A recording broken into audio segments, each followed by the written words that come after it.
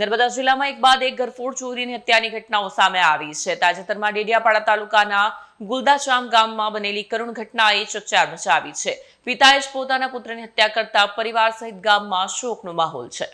મળતી માહિતી મુજબ ડેડિયાપાડા તાલુકાના ગુલદાચામ ગામના પટેલ ફળિયામાં રહેતા મનીષ મોહન વસાવા પોતાના પિતા મોહન ડુંગરિયા વસાવા પાસે પાણી અને જમવાનું માંગતા ત્યારે પિતા મોહનભાઈએ ખેતરમાંથી દિવસભર કામ કરી થાકી ગયાની વાત કહી ઘરમાં પડેલું જમવાનું જાતે લઈ ખાઈ લેવાનું કહ્યું. આ બાબતે પુત્ર મનીષ અચાનક ઉશ્કેરાયો અને પિતાને 2 તમાચા મારી દીધા હોવાનું જાણવા મળ્યું છે.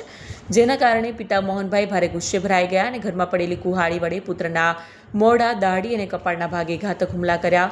એટલું જ નહીં, માથાના ભાગે મુંદર મારી ગંભીર ઇજાઓ પહોંચાડતા મનીષભાઈને સારવાર માટે ખસેડાયા, જ્યાં તેમનું મોત થયું. ઘટનાની જાણ થતાં ડેડિયાપાડા પોલીસ પહોંચી તપાસ હાથ ધરી. પોલીસે આરોપી પિતાને ઝડપી લીધા છે અને વધુ ગુનો દાખલ કરીને તપાસ હાથ ધરી છે. વિડીયો જર્નાલિસ્ટ સર્જન વસાવા સાથે સત્યા ટીવી ન્યૂઝ, ડેડિયાપાડા.